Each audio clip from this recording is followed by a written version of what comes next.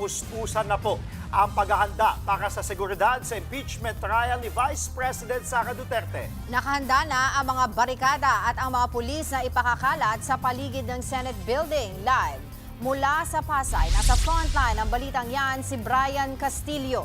Brian, kumusta ang seguridad dyan?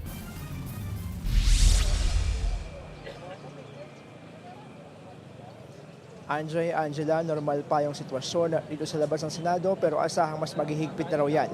Ilang oras bago ang pagsisimula ng impeachment trial ni Vice President Sara Duterte. Nakahanda na ang mga barikada na may barbed wire sa labas ng gate ng Senado. Naglagay na rin ang PNP ng karagdagang CCTV cameras sa mga makahalagang lugar. Ayon sa PNP, mahigit 6,000 pulis ang ipakakalat para tiyakin ang seguridad sa gitna ng impeachment trial. Sa bilang na yan, higit 3,000 ang ina-deploy sa mga pangunahing lugar sa paligid ng Senado.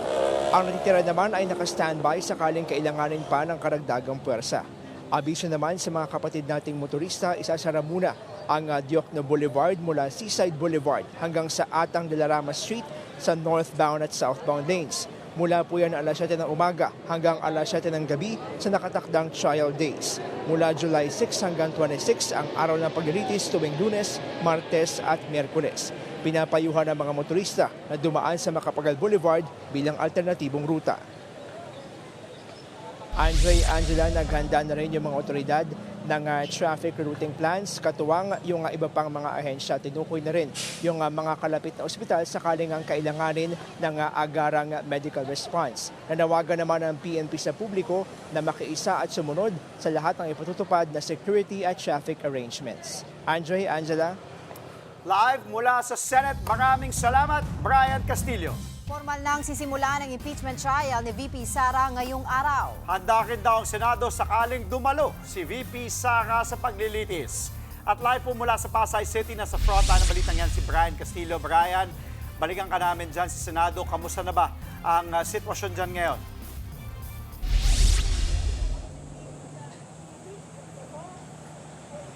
Angela, mahigpit na yung seguridad dito ngayon sa labas ng Senado para yan sa unang araw ng impeachment trial ni Vice President Sara Duterte. Sa mismong gate ng Senado, may nakaset up ng tent kung saan isa-isa lang sinusuri ang mga sasakyang pumapasok sa Senate compound. Inaalam dito kung meron silang karampatang credentials o accreditation bago sila papasukin sa loob. Nagsimula na rin magdatingan ang grupo-grupo ng mga pulis mula sa iba't ibang districts at units ng NCRPO na nakatalagang magbantay dito sa Senado. Papayagan naman daw ng mga otoridad ang pagsasagawa ng kilos protesta. Pero hanggang sa southbound din lamang ng Diokno Boulevard, pwedeng pumwesto ang mga realista. Maximum tolerance pa rin ang paiirali ng pulisya. Pero tulad ng dati, ay hindi raw sila magdadalawang isip na arestuhin ang sinumang manggugulo o mananakit. Sa unang araw ng paglilitis, preliminaries pa lang ang inaasahan. Magbibigay ang House Prosecutors at Defense Team ni VP Sara ng kani-kanilang opening statement. Posible ring matalakay ang ilang issue noong pre-trial conference.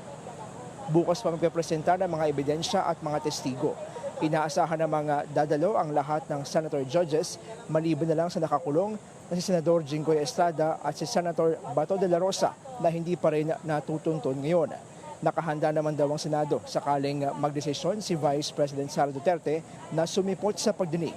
Ayon mismo kaya Senate President Win Gatchalian, nakipag-ugnayan na sila sa mga pulis para sa seguridad ng bise. Angela, sa mga oras na ito ay wala pa tayong nakikitang anumang grupong nakaantabay dito para magsagawa ng kanilang protesta sa labas ng Senado. Pero handa na raw ang pulisya sa anumang posibleng maging senaryo dito sa labas ng Senado. Angela.